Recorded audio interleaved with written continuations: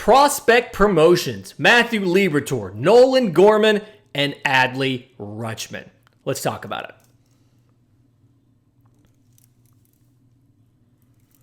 Yes, welcome on into Locked on MLB Prospects. I screwed up the video. Hang on.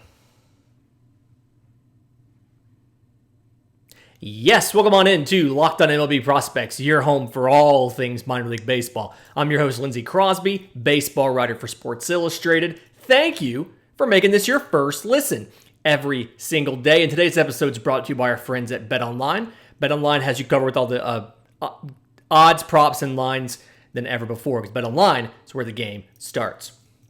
Talking about the game starting, 3 different top prospects got the call to the show this weekend.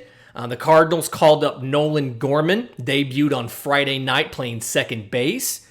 And then to go along with that, his best friend from childhood, Matthew Liberatore, got called up to make the start on Saturday. At the same time that Liberatore is starting, the Baltimore Orioles called up what some people are calling baseball's number 1 prospect, in Adley Rutschman. We are not doing that solely because this is a Bobby Witt podcast, but Adley Rutschman makes his debut in Camden Yards versus the Rays Saturday and Sunday. So how did it go? Let's start off with Nolan Gorman. So Nolan Gorman's in there playing second base. First night, 1 for 3, scores a run, gets a walk. Originally was not supposed to play on Saturday. They had a lefty on the mound. He was initially sitting on the bench for the matchup, and then there were some injuries. They lost an outfielder during the game. A lot of moving around had to be done. Tommy Edman went from second to the outfield. They put Nolan Gorman in, I think, in like the 3rd or 4th inning, and he played the rest of the game. He went 1 for 2 with a strikeout on Saturday, and then on Sunday, huge day, 3 for 5, collects an RBI, walks as well, so he came up 6 times. Just absolute massive performance from Nolan Gorman. And I would assume he's not going to leave now, that you're going to have him there. You've got Tommy Edman who can play short. We talked about this a few weeks ago on the show. There's places you can do to keep his bat in the lineup. He's, and obviously, extremely, extremely small sample size, but he's not struggled with the adjustment to big league pitching. So absolutely, it's fine. I get it. Let's leave him there. Let's let him do what he does. And it's something where you saw that where he struggled the year that he was getting drafted, right? So he struggled before he got signed, drafted, went ahead and signed, and then he, I think it was 2019, he came in and like inside the top 50 and has been there the entire time. And I think it kind of showed where, there's a reason why he was believed to be such a good prospect, obviously. The strikeout rate's a little bit higher than you'd like, but for the most part, I mean, you're getting the quality of contact that he's getting with the plus raw power. You're fine with it. I mean, he's probably going to hit somewhere. He's probably going to have a line of like 260, 350, 520 when it's all said and done, which is really nice in the middle infield. Now, defensively, he's going to be a work in progress. I think it's something where he's probably going to be below average to average, but if you're getting that kind of offensive production and then you can do positioning and things like that to alleviate it, you can make it work. So he's probably going to stay at second, and I imagine he's staying up for a while.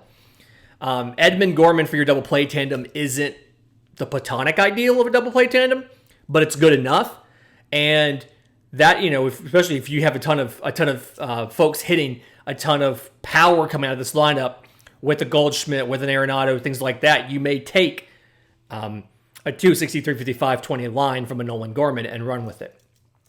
The day after he had his first start, Matthew Liberatore debuts.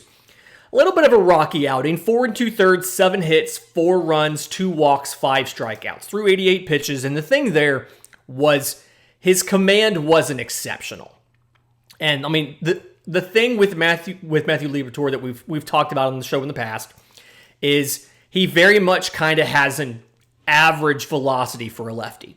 He can reach back and get mid-90s when he needs to, but for the most part, he's sitting low 90s. He has that classic control over command profile. He's got a mid-80s slider. He can throw it for a strike. He can pull it out of the strike zone, make you chase it, gets a lot of weak contact on it. Decent curve, but really the curve's just there to give you something different to look at. And then changeup really tunnels well off the slider. So that slider changeup combo is really kind of his thing. He's one of those guys, we talked about this before, he's one of those guys, he's just this, greater than the sum of his parts. These 4 pitches together are not anything amazing, but when you put them together with a guy who can control them well, he ends up being an effective pitcher. And this is something where I don't know. I mean, he's starting 164 ratings in AAA. He doesn't need to be there anymore. I see him as a back into your rotation, maybe a 3 if everything works right for them. But it's just something where, for right now, enjoy being in the same clubhouse as Adam Wainwright. Enjoy throwing to Yadier Molina. Learn as much as you can. He's that classic pitchability guy where he understands how to attack a hitter. And even though his stuff's not overwhelming, he's going to stick around for a decade. So you feel good about that. And then the big one, the big kahuna, Adley Rutschman. Whenever a 1-1 makes it to the show, it's always noteworthy. And there's a great video going around from Saturday of Rutschman walking out right before the first inning's about to start. And he just kind of does a 360, just looking around, checking out Camden Yards, and then squats out and gets to work. And that's kind of how it went. 1 for 3 on Saturday. His hit was the third at, well, he walked as well, but his triple, I want to say it was in like the seventh or eighth inning, but yeah, 7th inning. He hits a triple for his first major league base hit. So same first hit that Manny Machado had, same first hit that Matt Wieters had. Really interesting how this kind of keeps happening to the Orioles. But no, he puts one into the right field corner. The outfielder cannot seem to pick the ball up. I think he tries to grab it and go throw it in and doesn't actually have it yet. And I don't remember exactly off the video, but it almost looked like he was trying to pick it up with the glove versus the bare hand. And this is one of those things that I just remember from Bill Ripken. Like, if the ball is not moving, you pick it up with your bare hand, not with the glove. So, but anyway, 1 for 3, triple to walk. Sunday goes 1 for 3 again, so he's now 2 for 6 on his career. And somebody asked me on Twitter the other day, did I think that Rutschman and Gorman and Liberatore not coming up was a service time thing? Either a year of service time or Super 2. And I think the answer to that is no. So look where they are right now.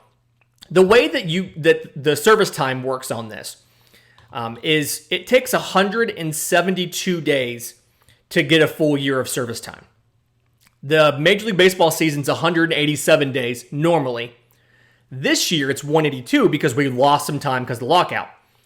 So if you're on the roster 172 days, you get a full year of service time, which means if you hold the guy down for 11 days, he's not going to get a full year. So that was a month ago. So the year of service time has been out the window for a while for these guys. The guys who are going to get the year, unless they get sent down mid-season, are a guy like a Bobby Witt, like a Julio Rodriguez, guys who were up here to start opening day or were up within the first week. So, and this isn't a Super 2 thing, because the way that Super 2 works, and just a reminder on this, Super 2 is the 22% of players with more than 2 but less than 3 years of service time. They all go to arbitration a year, or they get an extra year.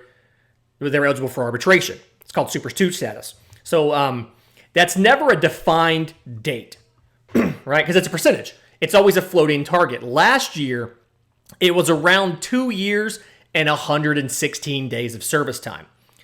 So that comes out to June 6th. It's been as short as 2 years and 115 days to as high as 2 years and 134. So the latest date you've seen in Super 2 was June 10th. That was players who debuted in 2017. And the earliest you've seen, it's May 25th for 2016 debut guys. So if you debuted on May 21st, you'll end with 2 years and 38 days of service time. The last time somebody who debuted on that date was not a Super 2 player was 2013.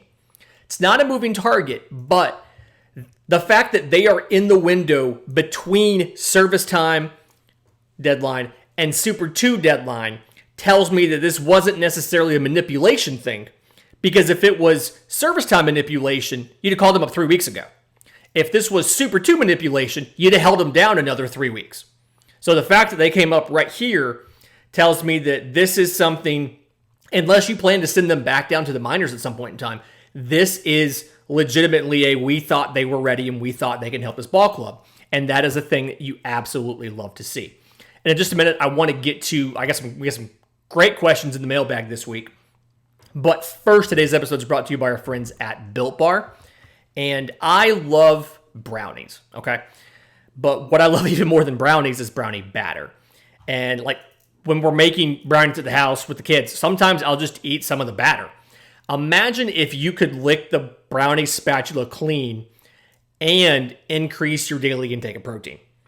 You're in luck, because Built has a new creation, and this one's even better than ever. It is the Brownie Batter Puff. The Puff is a protein-infused marshmallow covered in 100% real chocolate.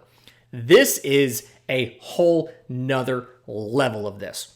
It's a brownie-flavored, chocolate-covered, protein-infused marshmallow. 140 calories, 7 grams of sugar, 17 grams of protein. It is absolutely fantastic. You are going to love eating this thing. The Brownie Batter Puffs will have you completely forgetting that you are eating the protein bar.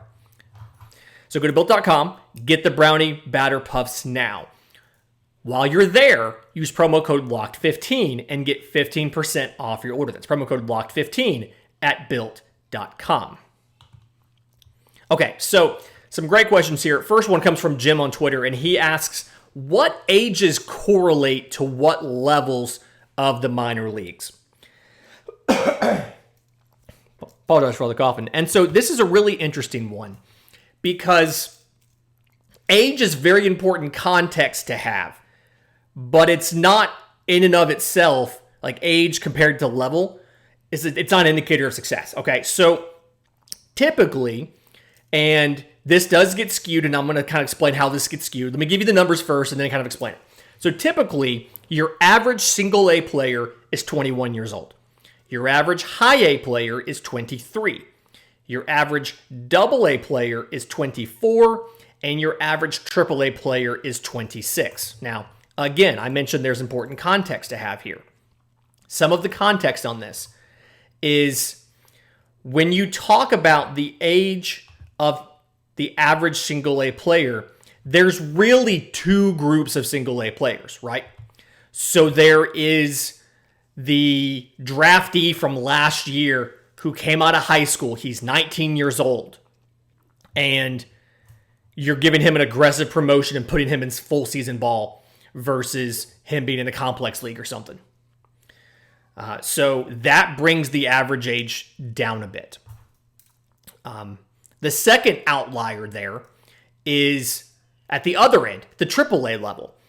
And we've talked about this on the show before. Double A is where you get the majority of your development of players. You're there to get better. Winning games is great, but you're there to get better, and they're there to teach you to get better.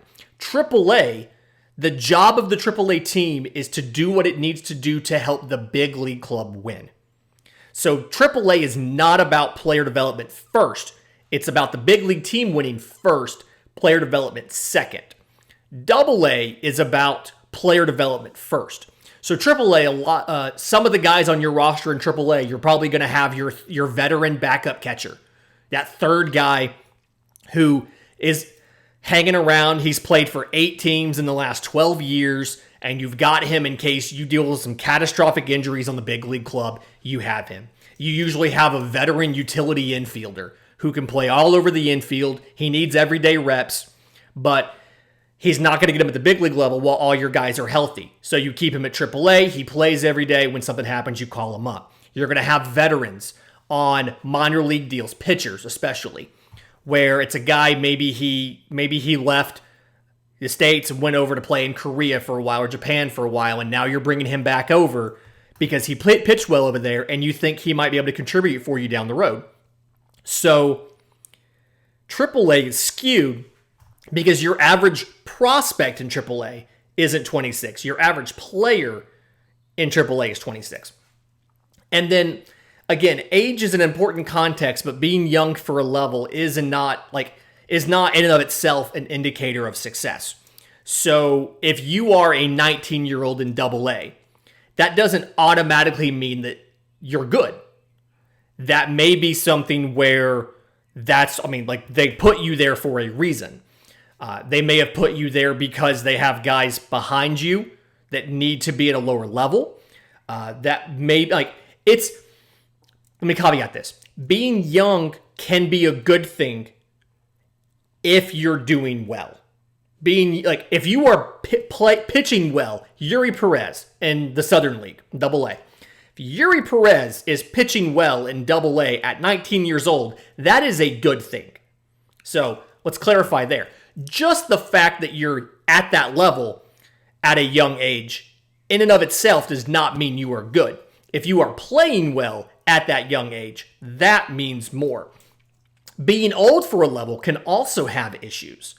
If you are 24 years old and you are in single A and you are hitting, let's say your WRC plus is 110. Well, guess what? You're 3 years older than the average player in single A. Some of these kids were in high school a year or 2 years ago. You're supposed to be better than them. So being old for a level can sometimes be a bad thing because you're expected to do well. And so the floor is higher for you because you're expected to be better than the average player because you're old for that level. There's a reason why there's so many times you hear them talk about a guy when it comes to the draft. This is a great thing for tomorrow's show. You hear folks talk about, he's already 24. He's the age of your average AA player. He's going to need to hit as soon as he gets to, hopefully he's assigned to high A coming out of the draft. He's going to need to hit quickly because age-wise, he's older than everybody there. He's supposed to be hitting. He really, age-wise, should be in AA. So, interesting question. Really good, Jim. Thank you for that. And in just a minute, I've got another question about a specific prospect that I want to get to you. Somebody in the Rangers organization. YouTube, it's just us right now. The audio podcast people are listening to ads. I want to thank you for being here. I know you have a lot of options to get minor league baseball news. I'm glad you chose Locked On MLB Prospects. If you would do us a favor, like and subscribe. It really does help the show a ton as far as discovery, getting other people to find out about the show and show up in their feeds so we can continue to spread the word that minor leaguers deserve major raises. If you have any comments, obviously drop them here. We check those all the time. If you have questions for the show for a mailbag, you can send those in. LockedOnMLBProspects@gmail.com, or you can tweet us. I'm on Twitter at Crosby Baseball. The show is on Twitter at Locked On Farm. Thank you. Okay, question from Big3PC on Twitter, and he asks, how likely is it that Evan Carter develops plus power? And if he does, what's his upside? Okay, so I gotta be honest. I already like Evan Carter without the plus power. Okay, so backstory here on Evan Carter. 2020 draft out of high school, and a kid that didn't get to do a lot of showcases and travel ball and all that kind of stuff, so it was kind of quiet. The amateur scouting department identified him early. They were able to get him, and he played well. He opened the year last year as the youngest position player on a full season roster at age 18. Funny, we just talked about this. But he had a hairline fracture in his back and his year got cut short. So they were excited about that. He is back this year. He is playing again this year. He had gone through low A last year. 32 games, batted .236, .438, .387. So the power wasn't necessarily where you wanted it. 25 hits, did have 11 extra base hits, 8 homers, a triple, 2 home runs. Walked more than he struck out. All things that you love to see from any prospect. Never mind somebody who was 18 years old in professional baseball, where the average age in single A is 21, right? So, again, got hurt, lost some time. He's back now. He is playing in high A, and offensively, very good at controlling the strike zone, very good at identifying what's going to be in the zone and out of the zone, and you can rarely get him to chase a pitch. Kind of selective when he swings, but when he does swing, he makes quality contact. Average exit velo's just over 91 miles an hour, which is impressive in general, but especially when you look at a guy that is 19 years old. That is 19 years old in the league that he's in. So feel really good about that. Something where there was a question about it because you didn't necessarily have any track record of him doing stuff in high school. But play center field, as so many outfielders do when you draft a young outfielder, has very good speed, very good instincts. I think he can stick in center. I think the arm is good enough where he could play either corner if you ended up having to move him out of center. If you had to move him to a corner, you can put him in right because the arm is average to maybe above average. And that's something I think my very first show when I took over, my very first episode when I took over the show, we talked about Josh Smith. And I said Josh Smith may end up getting moved to center field for the Rangers. But yeah, Carter is absolutely a guy. And right now, as a 19-year-old in high A, where again, the average age is 23, he's batting 302, 373, 508, 4 homers in his 38 hits across 30 games. And so, to me, as of right now, this kind of projects out to about 20 homer power. And this kind of gets into the actual question that was being asked is, can he develop plus power, and what's his upside if he does? So, at 19 years old, 6'4", 190, I think that there's a path there, a development path to put on 15 to 20 pounds onto that frame. I mean, he can easily go from 190 to 210 and be fundamentally the same player, not lose too much speed, not lose too much contact ability, reflexes, things like that. And if he can make that good weight, most of that being good weight, I do think there's the ability to go from a 20 homer per year thing to a 25, maybe a 30. If you were to take Evan Carter and say, all right, he's a 20 homer guy, now he's a 30 homer guy, I think he goes from the number 8 prospect in the system to probably the number 3 prospect in the system. Because if he's a center fielder who can hit 30 home runs, as well as walking more than he strikes out, hitting over 300, I mean, you're looking at a player who's a perennial all-star. And I'm not necessarily saying that he is going to be that. I'm saying if you give me a center fielder that can play above average defense in center, can hit 30 bombs, and offensively, and if you assume a little bit of regression as he advances up in levels, if he can hit 280 with 30 bombs, on base percentage of 350, 30 home runs at center field, he's an all-star. I mean, he's an all-star if he does that.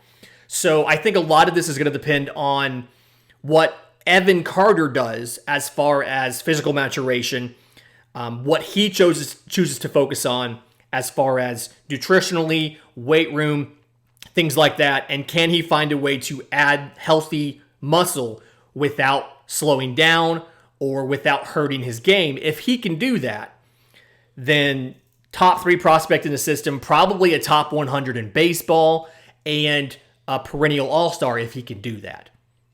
Big question is, can he do that? It's not always easy for somebody to just pop on 20 pounds of muscle, so we'll see what can happen. If you have a question for the show, I'm on Twitter at Crosby Baseball. The show's on Twitter at Locked On Farm, or you can email us, lockedonmlbprospects@gmail.com. We'll get to your questions next Monday. We do this every single Monday. But until then, this has been Locked On MLB Prospects.